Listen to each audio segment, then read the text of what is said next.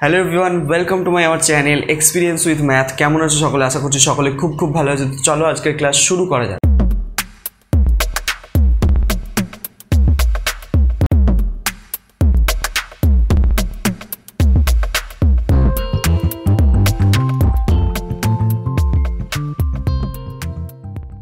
তো ফ্রেন্ড, আজকে আমরা করব ক্লাস 5 সুব্রত দত্ত অনুশীলনী 21 নিয়ে আলোচনা। তো অনুশীলনী 21-এর আগের ক্লাসে আমরা 19 পর্যন্ত অঙ্কগুলোকে সলভ করেছিলাম। তো আজকে আমরা 20 থেকে অঙ্কগুলোকে স্টার্ট করব। আর আগের ক্লাসগুলো যারা এখনও দেখোনি, কোথায় পাবে? ডেসক্রিপশন বক্সে চলে যাও, না হলে আই বাটনের লিঙ্ক দেওয়া আছে, ওখান থেকে গিয়ে ক্লাসগুলো করে নিতে পারো। ঠিক আছে? তো আজকের অঙ্কগুলো যে কটা আছে 20 থেকে, খুব ইম্পর্টেন্ট অঙ্ক, একটু বুঝে বুঝে করবে। ঠিক আছে? আর খুব সোজাভাবে, খুব সহজভাবে বোঝার চেষ্টা করবো। ঠিক আছে? তাহলেই কিন্তু আমাদের অঙ্ককে আর কঠিন বলে মনে হবে না। ঠিক আছে? তো যাদের এখনও অঙ্ককে কঠিন বলে মনে হয়, তো তাদেরকে অবশ্যই এখানে ডেকে নিয়ে এসো এবং আমাদের সঙ্গে একসঙ্গে সহজভাবে বোঝার চেষ্টা করতে বলো তাকে। তাহলেই কিন্তু সমস্ত কিছু ইজি লাগবে। চলো দেখা যাক। তো 20 অঙ্ক একটা আছে। 20 অঙ্কটা কি বলছে আমি একটু পড়ে শোনাচ্ছি, দেখো। বলছে 10 টাকার কত দশমিক ভগ্নাংশ 5.75 টাকার সঙ্গে যোগ করলে 7 টাকা হবে। আচ্ছা, তোমাদের প্রথমে একটা লাইন বুঝতে হবে, আমি যেটা বলছি সেটা ভালো করে বোঝো। 10 টাকার কত দশমিক ভগ্নাংশ, এই 10 টাকার কত দশমিক ভগ্নাংশ মানে কি, এই ব্যাপারটা বুঝতে হবে। 10 টাকার কত দশমিক ভগ্নাংশ। আচ্ছা, আমি যদি বলি তোমাকে 4 টাকার 2-এর 4 টাকা 3-এর 2 অংশ সমান কত টাকা? এটা মানে কি? 4 টাকা টাল লিখে দিয়েছি, 4 টাকার 3-এর 2 অংশ মানে কত টাকা। তো আমি কি করে করব এটাকে? এই ক্যালকুলেশনটা আমি করব কি করে? যখন বলে দেবে 4 টাকার এর এত এত হ্যান ত্যান এগুলো বলবে, তখন আমরা কি করবো? 4 গুণ 3-এর 2 করবো। 4-এর সঙ্গে 3-এর 2 গুণ করব। গুণ করলে কি হবে? 2 2 4 হচ্ছে, 3 2 6, 6 টাকা। ঠিক আছে? তাহলে 4 টাকা 3-এর 2 অংশ মানে কত টাকা? 6 টাকা। ঠিক আছে? বুঝতে পারলো? বা আমি যদি বলতাম যে 4 টাকার 1-এর 2 অংশ, 4 টাকার 1-এর 2 অংশ মানে কত টাকা? আমি তোমাকে যদি এই প্রশ্নটা করতাম, তুমি তাহলে কি করতে? তখন তোমাকে করতে হতো 4 টাকার বলেছে মানে গুণ টাকার এর বলেছে টাকা এর। ঠিক আছে? 4 টাকার তার মানে 1-এর 2, এটা গুণ করলে কত হবে? 2 2 4 মানে 2 টাকা। ঠিক আছে? 4 টাকার 1-এর 2, 1-এর 2 মানে তো অর্ধেক, মানে 2 টাকাই হবে। ঠিক আছে? তো এই ব্যাপারটা তেমনই এখানে বলেছে 10 টাকার কত দশমিক কি ভগ্নাংশ বলেছে নাকি? হ্যাঁ, কত দশমিক ভগ্নাংশ। তাহলে 10 টাকার কত দশমিক ভগ্নাংশ, সেই কত দশমিক ভগ্নাংশ মানে কত। ঠিক আছে? সেটা আমাকে হচ্ছে কি জানি না আমি, যে 10 টাকার কত দশমিক ভগ্নাংশ কি করতে হবে? 5.75 টাকার সঙ্গে যোগ করতে হবে। যোগ করলে আমরা কি পাবো? হচ্ছে ক টাকা? 7 টাকা। তাহলে দেখো, এরা যেইভাবে বলেছে আমি সেইভাবে লেখার চেষ্টা করছি, তোমরা একটু বুঝবে ভালো করে। এটা হচ্ছে 20 অঙ্ক। আমাকে বলে দিয়েছে কত টাকা? যে 10 টাকা। তো 10 টাকা মানে 10 টাকার মানে গুণ করব, যেমন 1-এর 2 গুণ করেছিলাম। এর কত দশমিক ভগ্নাংশ সেটা জানি না বলে আমি এখানে একটা ক লিখে রাখছি। ঠিক আছে? ক গুণ করে দিচ্ছি। এর সঙ্গে যোগ করতে হবে, কত যোগ করতে হবে? যোগ করতে হবে 5.75কে যোগ করলে আমরা কত পাবো বলেছে এখানে 7 টাকা পাবে। তুমি 7 টাকা পাবে। এইটা হচ্ছে আমার সমীকরণ। এই জায়গাটা ভালো করে বুঝতে হবে, কিন্তু এই জায়গাটা ভালো করে বুঝতে হবে যে কিভাবে এলো। আমি তোমাকে বলেছি, এইমাত্র দেখালাম কি, যে 4 টাকার এই লাইনটা একটু বুঝে নাও। 4 টাকার 1-এর 2 অংশ মানে আমরা কি করছিলাম? 4 গুণ 1-এর 2 অংশ করছিলাম, তবে আমরা 2 পাচ্ছিলাম কাটাকুটি করে, যাই হোক 2 টাকা। তাহলে এই যে 4 টাকার 1-এর 2 অংশ, আমি ওকে বলে দিয়েছি কি 10 টাকার কত দশমিক ভগ্নাংশের সঙ্গে এইটা যোগ করলে আমরা 7 পাবো। তো আমি এখানে তো জানি না যে কত দশমিক ভগ্নাংশ ধরি, এটা লিখে নিচ্ছি, যে ধরি দশমিক ভগ্নাংশটি হলো টি হলো সমান ক। ঠিক আছে, আমি কি ক জিনিসটা কি আমি তোমাদেরকে আগের ক্লাস বা তার আগের ক্লাস আমি তোমাদেরকে চল সংখ্যা এবং ধ্রুবক সংখ্যার যে ধারণাটা দিয়েছিলাম সেখানে গিয়ে দেখবে ভালো করে বুঝতে পারবে যে কটা হচ্ছে একটি কি চল সংখ্যা। ঠিক আছে, একটি চল, ঠিক আছে, যার মান পরিবর্তন হয়। তেমন এখানে আমরা যখন কোনো কিছু জানবো না তখন হচ্ছে সেটাকে একটা চল সংখ্যা ধরে নেব। ঠিক আছে, তো কটা সেই চলটা। ঠিক আছে, কয়ের জায়গায় খ লিখতে পারো, এ লিখতে পারো, বি লিখতে পারো, যা খুশি। ঠিক আছে, তো আমি এখানে ক ধরেছি, সেই জন্য আমি করছি যে দশমিক মানে 10-এর সেই দশমিক ভগ্নাংশটা কত হয়েছে, তাহলে 10-এর কোন দশমিক ভগ্নাংশ সেটা ধরেছি, এটাকে গুণ করেছি, গুণ করলে যেটা পাচ্ছি সেটার সঙ্গে এটাকে যোগ করলে আমার কত হবে, 7 হবে। এটা আমাকে বইয়েতে বলে দিয়েছে।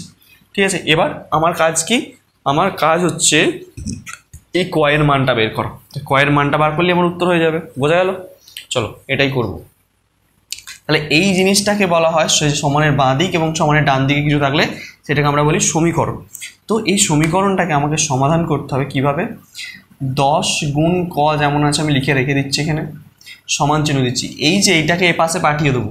আমি কি বলেছিলাম যে সমাধান করার সময় যখন বাঁ দিক থেকে ডান দিক বা ডান দিক থেকে বাঁ দিকে কোনো জিনিস যাবে বা আসবে, যাই হোক না কেন, আগের মানে আগে যেখান থেকে আসছে সেখানে আগের সংখ্যার সঙ্গে তার কি সম্পর্ক সেটাকে বুঝতে হবে। ঠিক আছে, যা সম্পর্ক থাকবে তার উল্টো সম্পর্ক হয়ে যাবে। মানে দেখো এইখানে মানে এইটার সঙ্গে 10 কয়ের সঙ্গে কি সম্পর্ক আছে, 5.7 যোগ আছে। তাহলে ও পাশে গেলে কি হয়ে যাবে, বিয়োগ হয়ে যাবে। তাহলে ওটাই করবো যে 7 বিয়োগ 5.75। বোঝা গেল? তাহলে 7 থেকে এটাকে বিয়োগ করবো। তাহলে কী করে বিয়োগ করতে হয়, দশমিকের বিয়োগ আমরা জানি, দশমিক খাইয়ে দুটো শূন্য নিলাম, 5.75 হলো। 5 কত 10, 5-এ 10, হাতে থাকে 1, 7 থেকে 8, 8 কত 10, 2-এ 10, হাতে থাকে 1, 5 থেকে 6, 6 কত 7, 1। তাহলে 1.25 হচ্ছে। তাহলে আবার লেখো বা 10 গুণ ক সমান এটা বিয়োগ করে হচ্ছে 1.25। বোঝা গেল? বা ক সমান আমরা কি লিখতে পারবো তাহলে, এবার দেখো এইখানটা ভালো করে বোঝো। তাহলে আমি 10টাকে ওপাশে পাঠাতে চাইছি, তার মানে 10-এর সঙ্গে কয়ের কি সম্পর্ক আছে দেখতে পাচ্ছ, গুণ আছে। তাহলে গুণ আছে, ওদিকে গেলে কী হয়ে যাবে, ভাগ হয়ে যাবে। তাহলে ওটাই করছি। তাহলে 1.25 ভাগ কত 10, এই ভাগটা করতে হবে। এই ভাগটা আমরা কিন্তু মুখে মুখে করে ফেলতে পারবো। কীভাবে করে ফেলতে পারবো, তো ভাগের সময় দশমিক 1 ঘর পিছন দিকে সরে যায়, মানে দশমিকটা এখানে আছে এখানে চলে আসবে। তাহলে 0.125। ঠিক আছে, এটাই হচ্ছে তোমাদের উত্তর। ঠিক আছে, আর তোমরা এইভাবেও ভাগ করতে পারো, একই ব্যাপার। দেখো 1.25 নিচে 10 বাই দিয়ে লিখতে পারো। দেখো উপর থেকে তুমি দশমিক যদি তুলে দাও নিচে কত হয়ে যাবে, 1-এর পিছনে 3টে শূন্য হয়ে যাবে, এই দুটো শূন্য হবে। তাহলে এইখানে দুটো শূন্য, এখানে একটা শূন্য, মোট 3টে শূন্য। তাহলে 3টের পর দশমিক বসবে পরের লাইনে, 1 2 3, মানে এখানেই হবে 1 2 5। এটাই উত্তর। ঠিক আছে, ক্লিয়ার? সোজা ব্যাপার। আশা করছি বুঝতে পেরেছো কীভাবে করলাম কাজটা। তো 20 দাগের অঙ্কটা কিন্তু এইভাবেই তোমাদেরকে সলভ করতে হবে। আশা করছি বোঝা যাচ্ছে। দেখে নাও, দেখে নাও। ক্লিয়ার? 20 দাগের অঙ্কটা গেল। এরপরে আসবো আমরা 21-এর অঙ্কতে। এরপর আসবো আমরা 21-এর দাগের অঙ্কতে। চলো 21-এর দাগের অঙ্কটা কি বলছে পড়ে শোনা যাক প্রথমে, তারপর সলভ করব। বলছে একটি দোকানে 2 মিটার ফিতার দাম দিয়ে দিয়েছে 5 টাকা 15 পয়সা। দ্বিতীয় আর একটা দোকান আছে, সেখানে 3 মিটার ফিতার দৈর্ঘ্যের মানে একই মানে ফিতার কোয়ালিটি একই কোয়ালিটি সেরকম একটা ফিতা আছে 3 মিটার দৈর্ঘ্যের, সেই একই ফিতার দাম বলে দিয়েছে 7 টাকা 68 পয়সা। তো কোন দোকানে ফিতার দাম সস্তা, মানে কোন দোকানে ফিতার দাম কম সস্তায় পাওয়া যাচ্ছে সেটা আমাকে বার করতে বলেছে। এটা খুব সোজা ব্যাপার। আমি দুটো ক্ষেত্রেই কী করবো, যে 1 মিটার ফিতার দাম কত করে, এখানে তো 2 মিটার প্রথম দোকানে দেওয়া আছে 2 মিটার ফিতার দাম, আবার দ্বিতীয় দোকানে দেওয়া আছে 3 মিটার ফিতার দাম। তো এই 2 মিটার 3 মিটার সহজে কিন্তু কম্প্যারিজন করা যাচ্ছে না, মানে সহজে তুলনা করতে পারবো না, কারণ দুজনকে একই করতে হবে যে একই পরিমাণ ফিতার দাম এই দোকানে কতটা এই দোকানে কতটা। তো আমি সেই জন্য করবো কি, যে 1 মিটার ফিতার দাম কত সেটা বার করে নিতে পারো, বা দুটো দোকানেই 2 মিটার ফিতার দাম কত সেটাও বার করে নিতে পারো, যা খুশি। ঠিক আছে, আমি যেবার করছি একটু দেখো 21-এর অঙ্কটা। ঠিক আছে, 21-এর অঙ্ক। তো এটা আমি এদিকে লিখছি যে প্রথম দোকান। ঠিক আছে, এটা প্রথম দোকান। এই সাইডটা লিখছি দ্বিতীয় দোকান। ঠিক আছে, এটা দ্বিতীয় দোকান। তো এখানে প্রথম দোকানে বলে দিয়েছে কি 2 মিটার ফিতার দাম 5 টাকা 15 পয়সা। 2 মিটার ফিতার দাম, 2 মিটার ফিতার দাম কত বলে দিয়েছে? 5 টাকা 15 পয়সা। 5 টাকা 15 পয়সা। আচ্ছা, দ্বিতীয় দোকানে 3 মিটার ফিতার দাম দিয়ে দিয়েছে 7 টাকা 68 পয়সা। 3 মিটার ফিতার দাম 7 টাকা কত পয়সা? 68 পয়সা। 68 পয়সা। তো এবার দেখো কীভাবে করবো। এটা আমার দেওয়া ছিল, আমি যেটা দেওয়া ছিল আমি সেটা লিখেছি।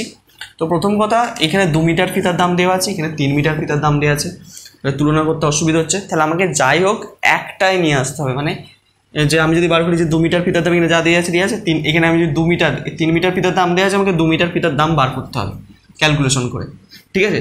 তারপর আমরা তুলনা করবো যে কোন দোকানে দামটা বেশি পড়ছে, কোন দোকানে কম পড়ছে। তো সোজা হিসেব তোমরা কাজ করো, 1 মিটার ফিতার দাম বের করো। এই দোকানে 1 মিটার ফিতার দাম কত, এই দোকানে 1 মিটার ফিতার দাম কত, তাহলেই আমাদের ঝামেলা মিটে যাবে। চলো, ঐকিক নিয়ম আমরা জানি ছোটোখাটো, ঠিক আছে, চলো ওটাই করবো। তো প্রথম কথা দেখো, এখানে এই 5 টাকা 15 পয়সা দিয়ে আছে, এটা টাকায় দিয়ে আছে আবার পয়সায় দিয়ে আছে। তো আমরা কি করব, সবসময় একই এককে রেখে কাজ করার চেষ্টা করব, ঠিক আছে। তো সেটাই করছি। দেখো যে 2 মিটার ফিতার দাম পয়সায় নিয়ে যাচ্ছি, 5কে যখন টাকা থেকে পয়সা নিয়ে যাবো 100 গুণ করতে হবে, আর 15 তো এমনিতে ছিল, তাহলে টোটালটা কোথায় গেল, পয়সায় চলে গেল। তার মানে 2 মিটার ফিতার দাম 500 আর এখানে 15 যোগ করলে কথা হয় 515 পয়সা, ঠিক আছে। 2 মিটার ফিতার দাম কত, 515 পয়সা, বোঝা গেল। এবার আমি 1 মিটার ফিতার দাম বার করবো। তাহলে 1 মিটার ফিতার দাম কী করে বেরোবে, কম হবে নিশ্চয়ই। তাহলে কী করবো, এটা ভাগ হয়ে যাবে। তাহলে 515কে 2 দিয়ে ভাগ করে দেবো, তাহলে অত পয়সা পেয়ে যাব। তাহলে আমি দেখো 2 দিয়ে ভাগ করছি পাশে, 515কে 2 2 4, এটা 5 কিন্তু পরেরটা, তাহলে 1 1, 2 5 10, 1 5, 2 7 14, দশমিক খাই একটা শূন্য নিয়ে আসছি, ঠিক আছে। তাহলে 2 5 10, তাহলে এটা কত হচ্ছে 257.5 পয়সা, ঠিক আছে। তাহলে 1 মিটার ফিতার দাম 257.5 পয়সা, ঠিক আছে। তাহলে এটা এখানেই থাক, এটাকে আর কিছু করতে হবে না। 1 মিটার ফিতার দাম আমি পেয়ে গেছি। এখানে 1 মিটার ফিতার দাম কত বেরোচ্ছে সেটা বার করা যায়। আচ্ছা, 3 মিটার ফিতার দাম এত দেওয়া আছে, তাহলে আরেকবার লিখছি যে 3 মিটার ফিতার দাম পুরোটাকে পয়সায় নিয়ে চলে গেলে কত হবে, 7 গুণ 100 যোগ 68, তাই তো। তাহলে কত হচ্ছে, এটা যোগ করলে 768 হবে, 768 পয়সা। তাহলে 1 মিটার ফিতার দাম কত হবে, নিশ্চয়ই কম হবে। কম হলে কী করতে হয়, ভাগ করতে হয়। তাহলে 768কে আমরা ভাগ করবো কত দিয়ে, 3 দিয়ে ভাগ করবো, তাহলে এই পয়সা পেয়ে যাব। তাহলে 768কে আমি 3 দিয়ে ভাগ করে দিচ্ছি। তাহলে 3 2 6, 6 কত 7, 1 16, 3 5 15, 5 কত 6, 1 18, 3 6 18, তাহলে 256 পয়সা বেরোচ্ছে কিনা, 256 পয়সা। তাহলে 1 মিটার ফিতার দাম কত বেরোলো, 256 পয়সা, বোঝা গেল। কী করলাম, 2 275, ঠিক আছে, ক্যালকুলেশন ঠিক আছে। এবার দেখো এখানে 1 মিটার ফিতার দাম পেয়েছি প্রথম দোকানে 257 টাকা 5 পয়সা, আর এখানে 1 মিটার ফিতার দাম পেয়েছি 256 টাকা শুধু। তাহলে কোন দোকানে ফিতার দাম বেশি, কোন দোকানে ফিতার দাম কম? অবশ্যই এই দোকানে, প্রথম দোকানে ফিতার দাম বেশি, কিন্তু দ্বিতীয় দোকানে ফিতার দাম কম পাচ্ছি। তাহলে আমার উত্তরটা কী হবে, তাহলে দ্বিতীয় দোকানে ফিতার দাম সস্তা। তাহলে তোমরা উত্তর লিখবে কি, যে দ্বিতীয় দোকানে ফিতার দাম সস্তা, ফিতার দাম সস্তা, দন্তস্ব ছিল না, সস্তা, ঠিক আছে। এই হচ্ছে ব্যাপার। দেখো 21-এর অঙ্কটা তোমরা কিন্তু এইভাবে সলভ করবে, আশা করছি বোঝা যাচ্ছে, সোজা ব্যাপার, ঠিক আছে। দেখে নাও ভালো করে, ক্লিয়ার। তো এরপরে আসবো আমরা কত দাগের অঙ্কে, এটা গেল আমাদের 21। এরপরে আসবো 22-এর অঙ্কটা, এটা মুছলাম।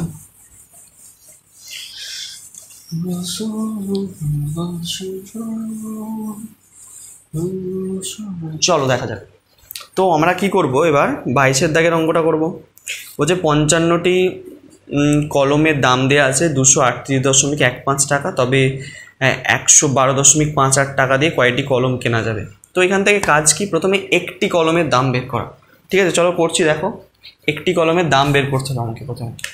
তোমাকে যেটা দেওয়া আছে সেটা লিখছি, যে 55টি কলমের মূল্য সমান 238.15 টাকা, এটা যেটা দেওয়া আছে, যে 55টি কলমের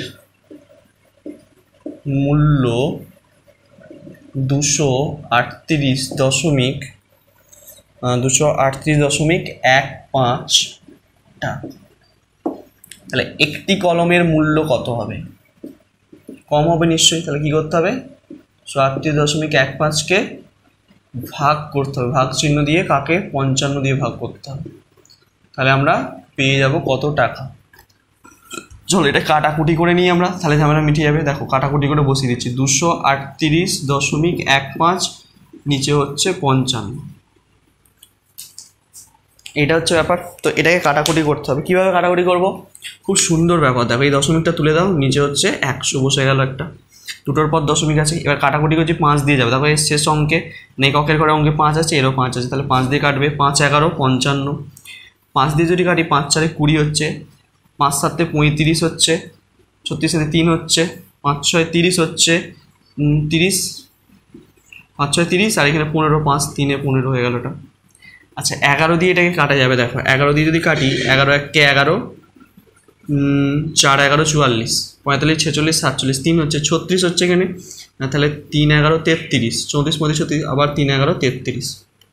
ঠিক আছে, তাহলে আমরা এখানটা কত পাচ্ছি, উপরে 4 3 3, নিচে হচ্ছে 100, দুটোর পর দশমিক বসলে কত হবে, 4.33। ঠিক আছে, ভাগ করার দরকার নেই, দুটোর পর দশমিক পিছন দিকে বসবে, তাহলে হচ্ছে 4.33 টাকা। ঠিক আছে, তাহলে একটি কলমের মূল্য 4.33 টাকা। এই পর্যন্ত ক্যালকুলেশনটা দেখে নিয়েছো, এটা নোট করে নাও দরকার হলে। ঠিক আছে, চলো এটা মুছলাম। এবার দেখো, এবার কি করব, আমাকে বলে দিয়েছে যে কি, প্রশ্নতে বলেছে যে 112.58 টাকা দিয়ে কটি কলম কেনা যাবে, মানে এই দামের 4.33 টাকা দামের 112.58 টাকা দিয়ে কটি কলম কেনা যাবে। আচ্ছা আমি তোমাকে একটা ছোট্ট উদাহরণ দিচ্ছি, তাহলে ব্যাপারটা বুঝে যাবে। আমি বলছি তোমাকে যে ধরো একটি কলম আছে যার মূল্য হচ্ছে 2 টাকা, একটি কলম আছে যার মূল্য কত, 2 টাকা। আমি বলছি তোমাকে 10 টাকা দিচ্ছি, এই 10 টাকা দিয়ে তুমি কটা 2 টাকা দামের পেন আনতে পারবে। তুমি সহজে বলে স্যার 5টি এনে দেবো আপনাকে 2 টাকা। তো এই 5টা পেলাম কি করে, আমাকে কি করতে হবে, এই যে টাকাটা দেওয়া আছে এটাকে ভাগ করতে হবে কি, প্রত্যেকটা কলমের মূল্য দিয়ে, মানে প্রত্যেকটা এক একটা কলমের মূল্য কত বলেছিলাম, 2 টাকা করে। তাহলে 2 টাকা দিয়ে ভাগ করলেই তবে আমরা পাচ্ছি কত, 5টি কলম। ঠিক আছে, তেমনই হচ্ছে কি, আমরা এখানে এক একটা কলমের দাম কত, 4.33, যেমন এখানে ছিল কত, 2 টাকা, আর আমাকে কত টাকা দিয়ে দিয়েছে মোট, এখানে যেমন 10 টাকা দিয়েছিল, এখানে তোমাকে দিয়েছে 112.58 টাকা। তাহলে 112.58 টাকা দিয়ে দিয়েছে, তাহলে 112.58কে ভাগ করতে হবে কত দিয়ে, এখানে 2 দিয়ে ভাগ করেছিলাম, কি 2টা কি ছিল, প্রত্যেকটা কলমের মূল্য, এখানে কত আছে প্রত্যেকটা কলমের মূল্য, তাহলে 4.33, তাহলে 4.33 দিয়ে ভাগ করে দিলেই আমার উত্তর চলে আসবে। চলো এটাই করব, বোঝা গেল নিশ্চয়ই কাজটা কি করছি, যে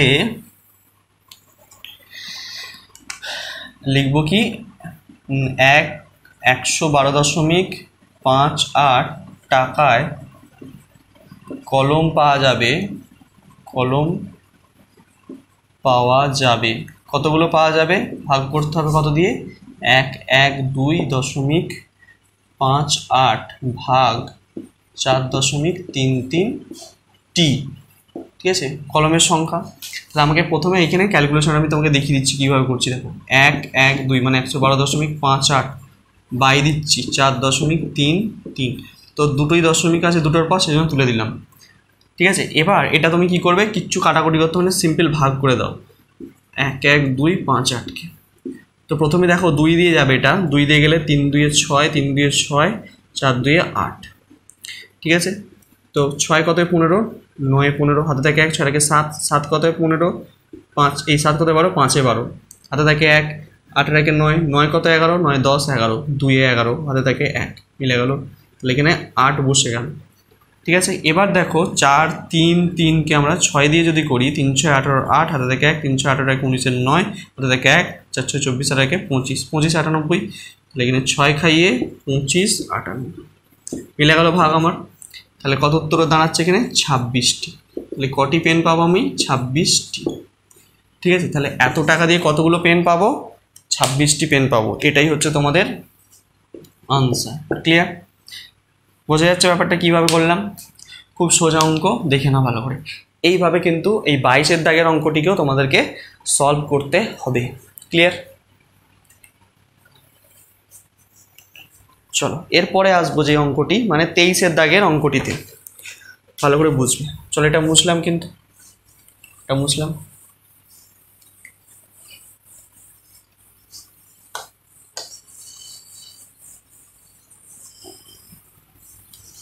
কি বলছে শুনি প্রথমে 23-এর অঙ্কটি।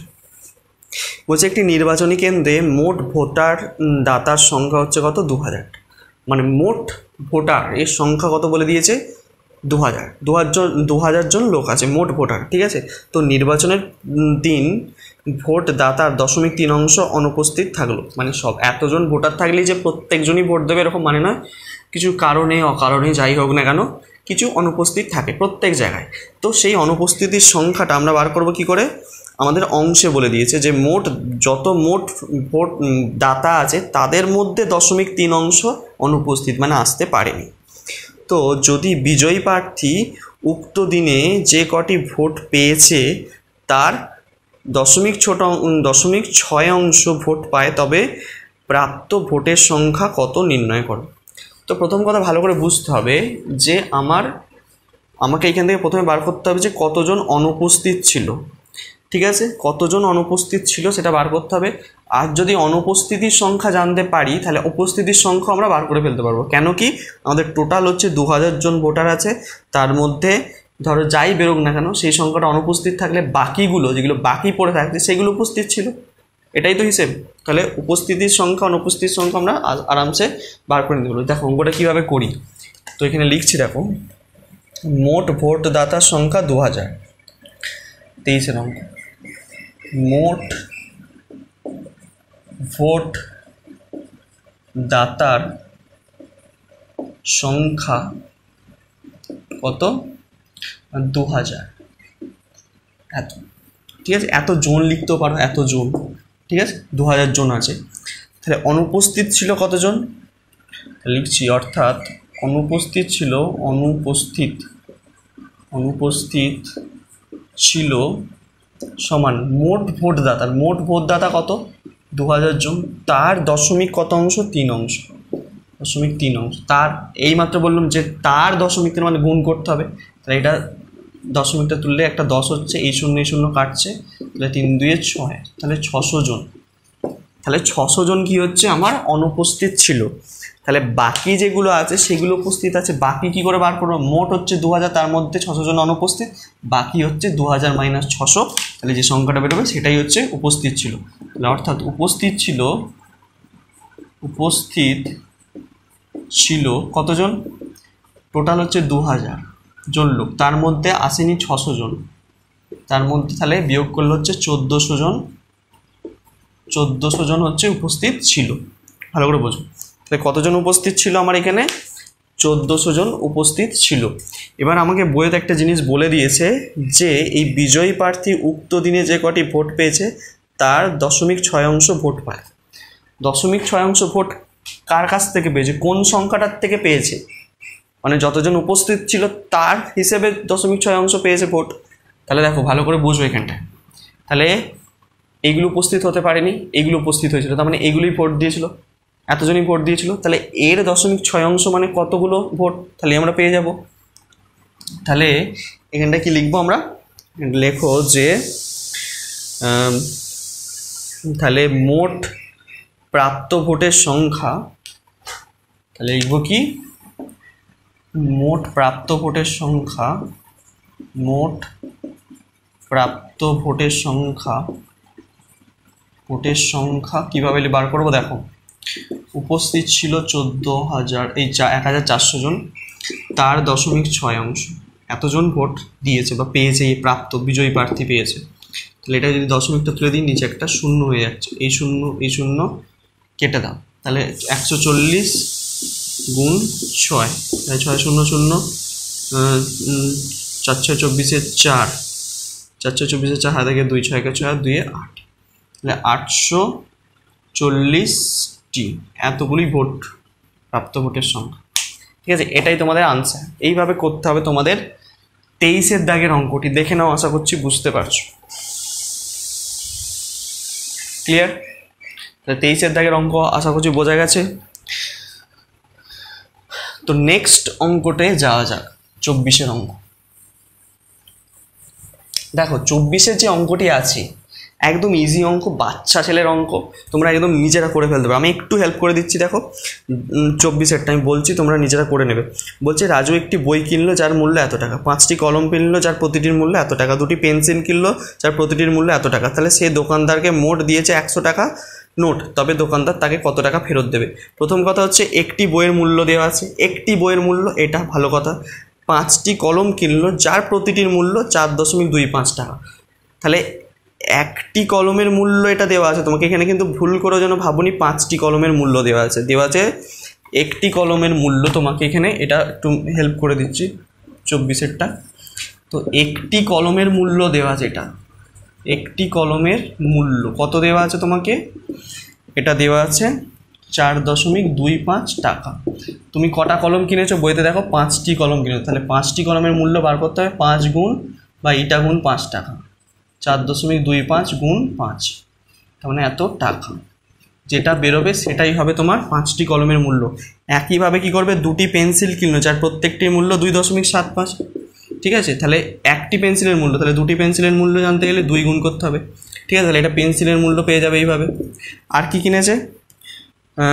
2টি পেন্সিল। আচ্ছা, আর কিছু কেনে নেই। তাহলে বই কিনেছিল সেটা একটি বইয়ের দাম 45.80, আর এটা থেকে গুণ করে যেটা বেরোবে সেটা, আর পেনের দাম যেটা বেরোবে সেটা, সবগুলোকে যোগ করবে। যোগ করে যেটা বেরোবে সেটা কি করবে? 100 থেকে বিয়োগ করে দেবে। তাহলেই তুমি বুঝতে পেরে যাবে দোকানদার কত ফেরত দেবে। তুমি কত টাকার মোট খরচা করলে বা কিনলে, বাকিটা দোকানদার তোমাকে ফেরত দিয়ে দেবে, রিটার্ন করে দেবে। বোঝা গেছে? এটা পারবে নিজেরা, আর যদি না হয় কমেন্ট সেকশানে জানাবে, নেক্সট ক্লাসে করিয়ে দেওয়া হবে।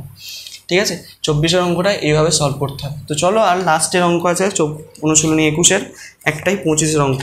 25-এর অঙ্কটাও তোমরা কিন্তু এই ধরনের অঙ্ক করেছো। দেখো, বলছে একটি বাঁশের খুঁটির মোট দৈর্ঘ্যের 0.3 অংশ ঝড়ে ভেঙে পড়লো। খুঁটিটির মোট দৈর্ঘ্যের 0.2 অংশ মাটির তলায় আছে। যদি মাটির উপরে খুঁটিটি অক্ষত দৈর্ঘ্যের অংশ 4 মিটার হয়, তাহলে খুঁটিটির মোট দৈর্ঘ্য কত নির্ণয় করো। জানি না মোট খুঁটিটির দৈর্ঘ্য, ধরে নিচ্ছি 1 অংশ। ঠিক আছে, ধরি মোট খুঁটিটি 1 অংশ, খুঁটিটি সমান 1 অংশ। বোঝা গেল? তার মধ্যে ওই 1 অংশ খুঁটির মধ্যে কত অংশ ঝড়ে ভেঙে পড়লো আর কত অংশ মাটির তলায় আছে। তাহলে ঠিক আছে, তাহলে খুঁটির অক্ষত অংশের দৈর্ঘ্য। আচ্ছা, প্রথম কথা দেখো তো, অক্ষত অংশের দৈর্ঘ্য কীভাবে বার করতে হবে? টোটালটা হচ্ছে 1 অংশ, তাই তো? তাহলে খুঁটির অক্ষত অংশের দৈর্ঘ্য আমি অংশে বার করছি। দেখো, খুঁটিটির অক্ষত অংশের অংশ দৈর্ঘ্য কতটা হবে? টোটালটা হচ্ছে কি 1 অংশ, 1 অংশ থেকে বিয়োগ করতে হবে কতটা? 0.3 যোগ 0.2, এত অংশ। তাহলে 1 বিয়োগ 0.5 অংশ, তাই তো? তাহলে 1 থেকে 0.5কে বিয়োগ করলে হবে 0.5 অংশ। ঠিক আছে, বিয়োগটা আমি করছি না, তুমি পারলে পাশে করে নেবে, অসুবিধা হলে অবশ্যই কমেন্টে জানাবে। তাহলে এত অংশটা হচ্ছে অক্ষত আছে, আর বইয়েতে বলে দিয়েছে সেই অংশের পরিমাণটা কত? 4 মিটার। তাহলে এত অংশ খুঁটি মানে 4 মিটার খুঁটি লিখতে পারি। তাহলে শর্তানুযায়ী আমরা লিখতে পারবো কি? শর্তানুযায়ী যে 0.5 অংশ খুঁটি সমান 4 মিটার খুঁটি। তাই তো? তাহলে 1 অংশ খুঁটি মানে কত? 4/5 অংশ খুঁটি, এই 4/5 মিটার খুঁটি। ঠিক আছে, তাহলে এটা কাটাকুটি করতে হবে, এইটা যদি তুলে দিই উপরে একটা 10 হবে, 5 2 10, 4 2 8 মিটার। তাহলে সমগ্র খুঁটিটি কতটা দৈর্ঘ্য? মোট খুঁটির দৈর্ঘ্য হচ্ছে 8 মিটার ছিল। হয়ে গেল অঙ্ক, বোঝা গেল? এইভাবে কিন্তু সলভ করতে হবে তোমাদের। কত? এটা 25-এর অঙ্ক, তাই তো? ঠিক আছে, তো আজকে ক্লাসটা এই পর্যন্তই, আশা করছি বুঝতে পারছো তোমরা। ঠিক আছে, নেক্সট ক্লাসে পরবর্তী যে অঙ্কগুলো আছে, মানে পরবর্তী যে অনুশীলনীর অঙ্কগুলো আছে সেইগুলো নিয়ে আলোচনা করব। তত অবধি তোমরা মন দিয়ে পড়তে থাকো। All the very best.